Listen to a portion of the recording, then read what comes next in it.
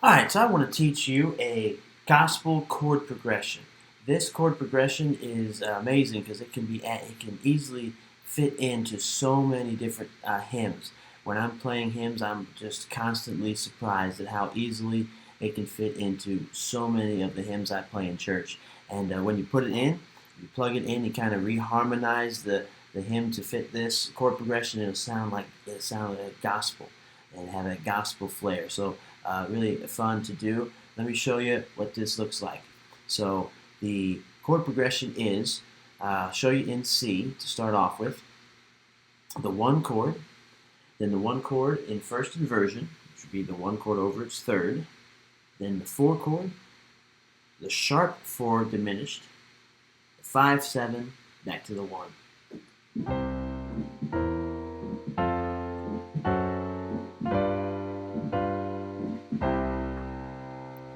Alright, so in the key of C, we got the C chord, then we're going to go to the C chord over its third, which will make it a C in first inversion.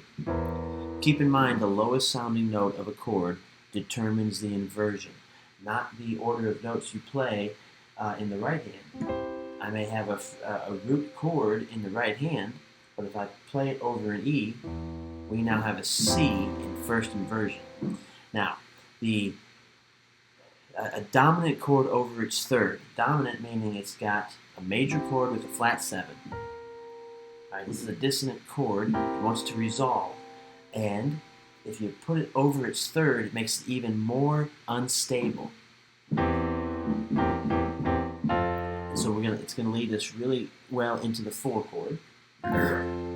So there's the 4 chord. And then from here, we're going to go to the sharp 4 diminished. So we're going to take that 4, raise it up a half step. We're going to play a diminished chord built off the sharp 4. The diminished chord is just a stack of 2 minor thirds. All right, so a minor third is, what did it say? 3 semitones. 1, 2, 3.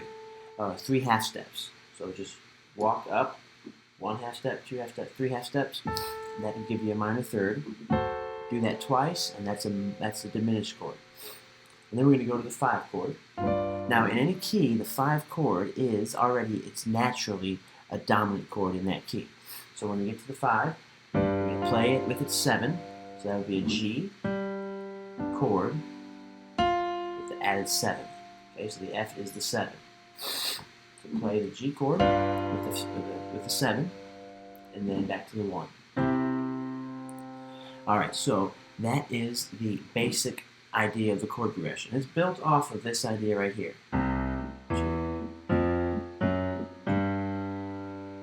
And then we're just dressing that walk up to the 5 chord. We're dressing it up with a harmony. Alright, so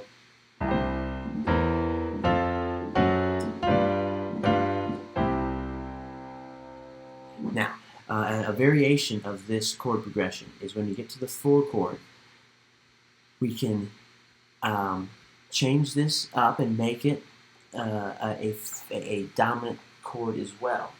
So we've already added a flat to the key that doesn't belong there. When we go to the 5, then we go to the 1 chord, make it 1 with a dominant 7. Okay, we've reached outside of the key to bring in this B flat.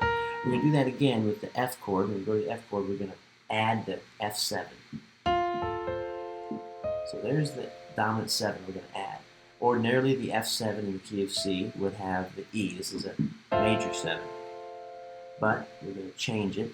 We're going to play an F dominant 7 instead of an F chord. And then when we get to the sharp 4 diminished, we're going to make that a diminished 7 chord. So how do we get a diminished 7 chord? Well, a diminished chord is a stack of minor thirds. Two minor thirds stacked on top of each other. To get a diminished 7 chord, you just stack another minor third on.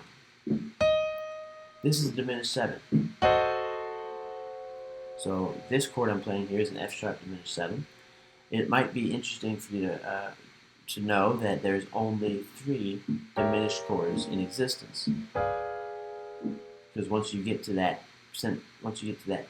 4th one, it's merely an inversion of the first one. Because it is symmetrical, meaning it's all the intervals are the same. three of them. So we're going to play the F sharp diminished 7 instead of the F sharp diminished. And then we're going to go to the 5 chord. So that's the only thing different is the 4 chord and the sharp 4 chord. We just extended those and made them a bigger chord. So it'll sound like this.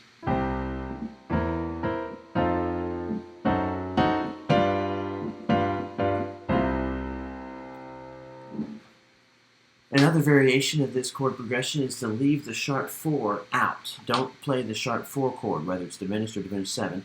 And so it would sound like this.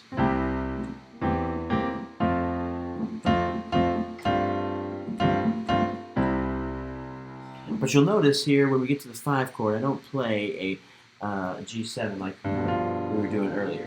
I'm not playing it like this. Instead, you may say, well, that just looks like an F chord. And you're right. It's an F chord, but the left hand is playing a G. And this is an easy way to get a suspended 4 sound with any chord. You just play the 5 chord, the 5 chord, the 5 in the bass, and you play the 4 chord in the right hand. And that's your 5/7 sus4. So a sus4 chord, that just means that you take a chord and take the third. Okay, so when you think of chords, you want to think of each chord tone as a number. 1, 3, 5, and then you can also go 7, 9, 11, 13. It goes all the way up to 13. And then if you keep going, you're back to the 1. But in this case, we just got G7. 1, 3, 5, 7. We're going to take the third of this chord and suspend it to the 4th. So that's a sus4. Now you can also have a sus2, meaning you suspend the third to the 2nd. Like that is a sus2. But in this case, we're going to do sus4 right there. And one other thing we're going to do to this chord is we're going to add the 9. Okay, so you can have a G7 with, but as I mentioned, you can go. We can build the G chord with a 1, 3, 5, 7, and you got 9, 11, and 13. These are upper extensions of the chord you can add into it. In this case, we're going to add the 9 to it. And we're going to leave out the D. So when we take the G, add the 9 and the 7 to it, leave the 5 out, and then we suspend the third to the 4th, all we have is an F over a G chord. An F chord over a G. And so that works out really well as a 5/7 sus4, just to play a F triad over a G octave. Works out great to do it just like that. So keep that in mind. You can do 5/7 sus4 real easily that way. Any key. Okay, so if we're in the key of D, 5 chord with the A. So I'm going to take the 4 chord of that key and play it over the 5th in the bass. 4 chord in D is G. So that's that chord right here. That F chord, F triad over a G in the bass. Now, this is one variation that you can do of the gospel chord progression. And notice what we've done in the bass.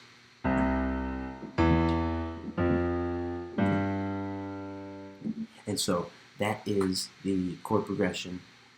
In this case, we're just using that bass walk up and dressing it up with different harmony.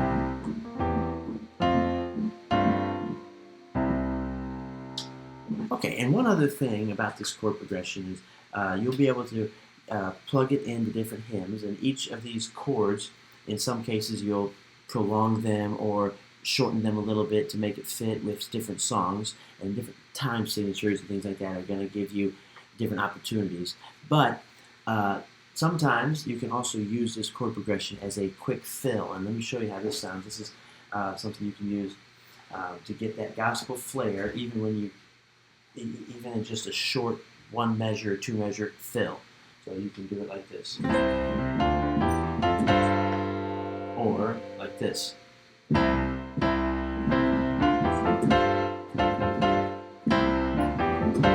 And other ways as well. And you saw me do it in the song, the demo at the beginning. and it's in 3/4 time. So it was like just to squeeze it into the 3/4 time.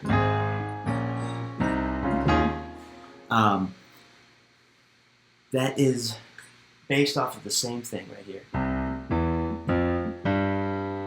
right there, and I'm just harmonizing that walk up in the left hand, and I'm condensing it to make a fill, so it can sound like this.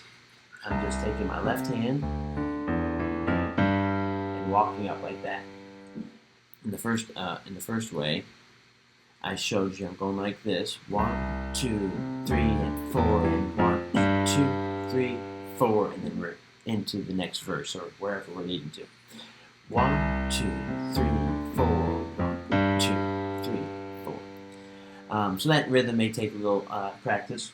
1, 2, 3, 4, 1, 2, 3, 4, and then the next one, if we want to squeeze it into one measure, we can go. So that second variation I showed you, to squeeze it into one measure, you do it like this: 1, 2, 3, 4, and then we're playing the song on the one beat. So it's 1, 2, and 3, and 4. So the left hand is walking up to a G, and the right hand is just harmonizing that left hand walk up. So we're going to keep this, we're going to play this the whole time. Just like that. And then these two notes will walk up with the left hand. When we get to the 4, get to right here, we're going to hop to the 5, and we're going to leave everything the same here to get that 5, 7, sus 4 sound.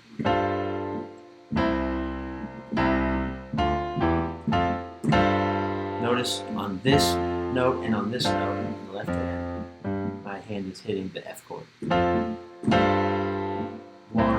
2, 3.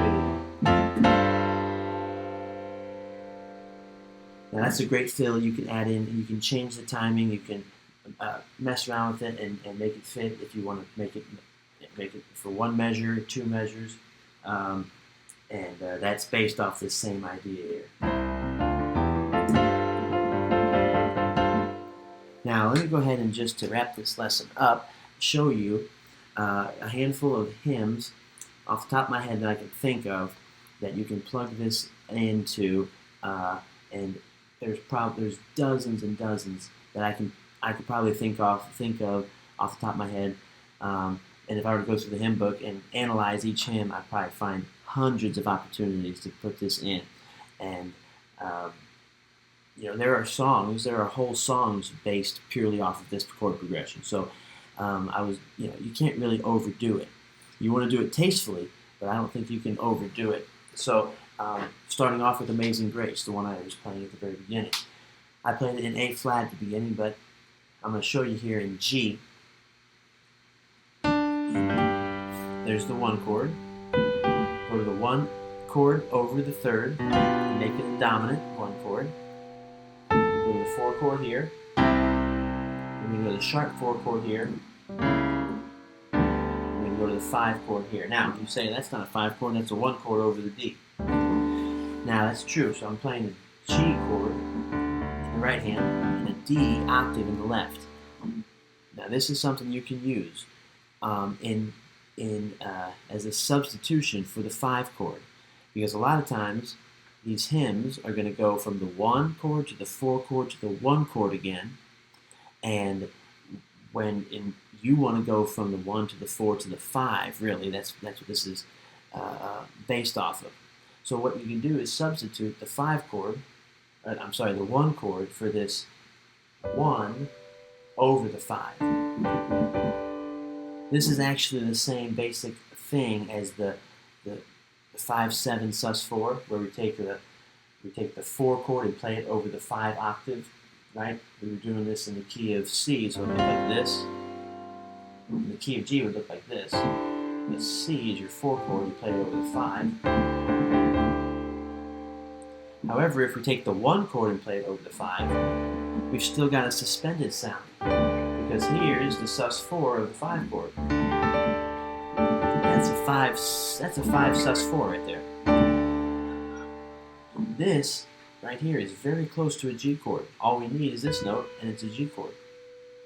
So, a 5 sus4, you can play it, and you can get that 5 chord sound by playing the 1 chord in the right hand, and the 5 as an octave in the bass, and you've got a 5 sus4 again. Now the 7 is not present. You can add it right there. You can also add the 5th of the 5 chord right there. But just suffice to say that a G chord over its 5 is like a 5 chord in that key. So if that's confusing to you, just understand that you can substitute. Say it's supposed to be a D there. Well, you can play a G over the D, and it's a good substitution for that. So in Amazing Grace, that's exactly what I did. 1 chord, 1 over its 3rd, 4 chord, sharp 4, 1, which is actually the 1 over the 5. So I still get this. And you can even go ahead and use the you can go quickly to that 5 chord to bring it back around. So if I were to do that,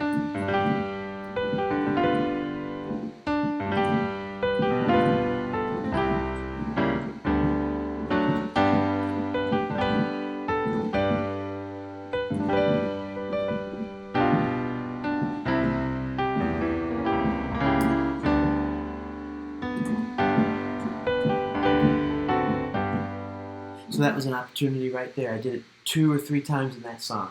You'll notice it doesn't always fit, but then coming back around,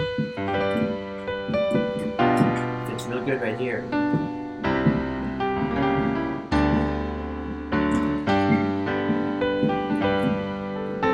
Here's that walk up that I showed you.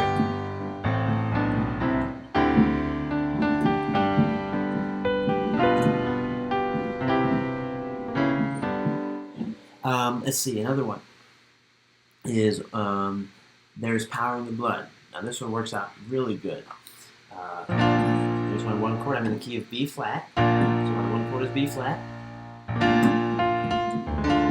Go to my B flat 7 over D.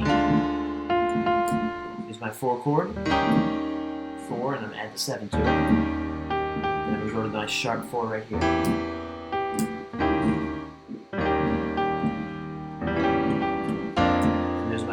Over the 5 to give me that 5 chord sound. Then this goes to the 5 chord, so that works out real nice. This is like a 5 suspended, and it releases to the 5 chord.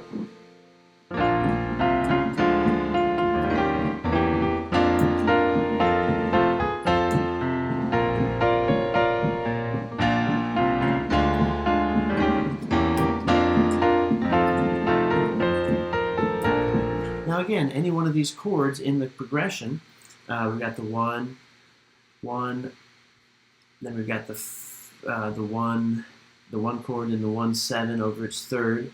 Then we've got the 4 chord and the sharp 4 chord and the 5 chord. Any one of these can be elongated or shortened to make it fit. If I just want to go and then hit it quick like that, and then make this sharp 4 just a real quick passing chord, that's all fine. And you're still going to get the essence of the chord progression. Alright, so another one that I can think of off the top of my head is What a Friend We Have in Jesus. This works out really well in What a Friend We Have in Jesus as well. Take a look. So we're in the key of F. My 1 chord is going to be the F chord. My 4 chord is B flat. My 5 chord is C. So I'm going to go. So I'm still on the 1 chord. I just moved to my 1 over its 3rd, down at 7. Now I'm going to the 4 chord. Now the sharp 4 diminished. So my sharp 4 is going to be B natural. Then I'm going to my 5 chord, which is my 1 chord over the 5 in the bass.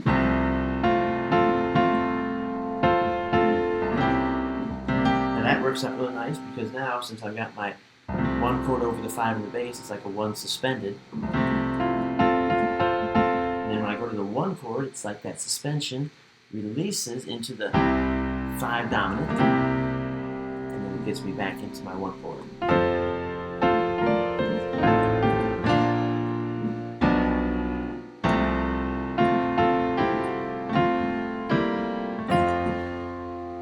How about, what's another one that I was thinking about? Standing on the Promises. You probably make it work in Standing on the Promises. So my 1 chord. Now the 1 chord lasts a little longer here. I'm still on the 1 chord.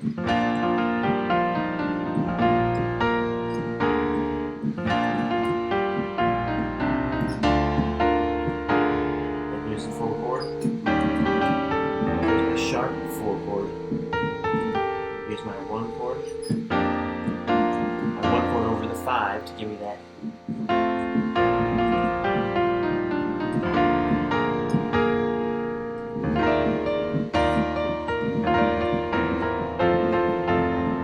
So you can fit it in all those places well. Now, towards the end there, what I ended up going to was a E flat in the bass with this up here.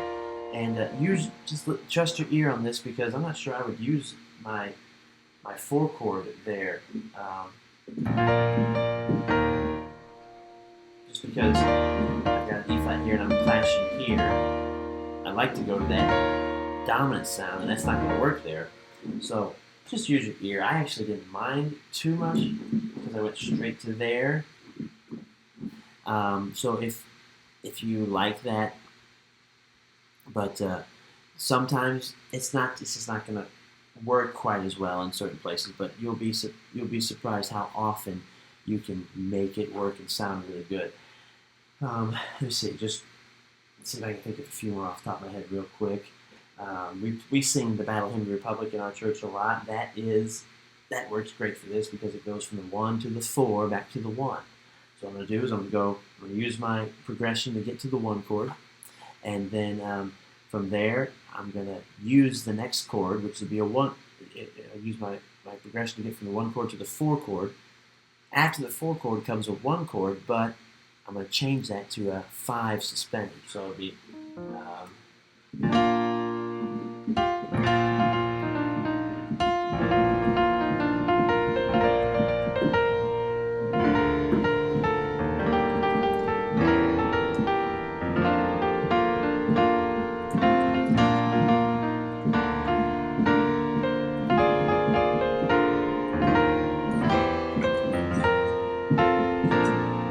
so it fits in there real nicely in a lot of ways. I'll show you one song that it doesn't fit in quite as well, at least to start off with. That's At Calvary. I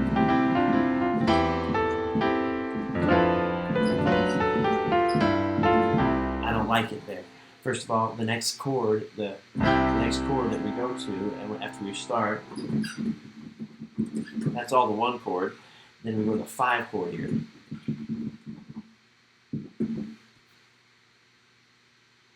So going to that 5 chord, I just feel like it kind of kills. It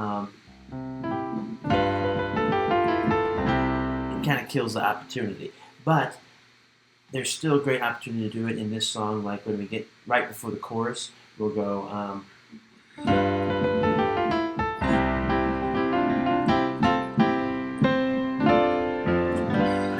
There's a great opportunity right there. So. So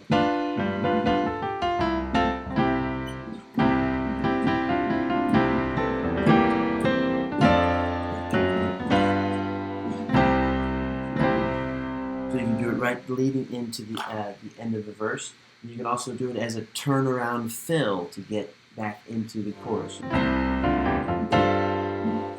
You can use that fill there at the end to turn your back around to the chorus.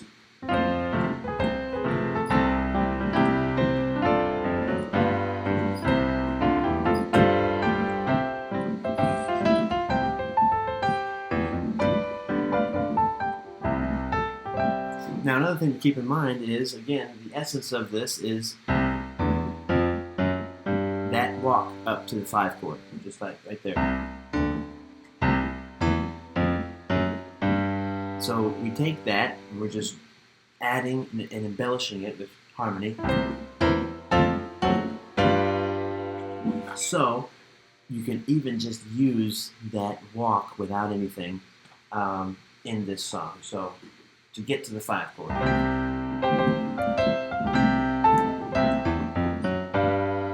So that's probably way too fast to add in the accompanying harmony that we've got.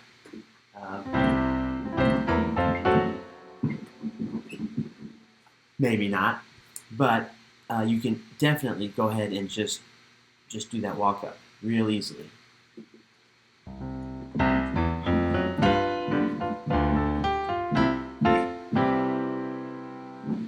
So again, that is the essence of it. You can add that in a lot of places. But as you go through, if you play in church like I do, you are going to find that this is very versatile. You can, again, it can be modified in so many different ways. Each one of these chords, don't think of this as a strict a guide, but it's just more of a template, and each of these chords can be elongated, can be maybe a quick passing chord, all to make it fit, as long as it logically leads to a good resolution, then it is going to sound great, and it'll give it that gospel flair every time you plug this in, and it's a way to reharmonize on the fly and to make your hymn playing sound really good.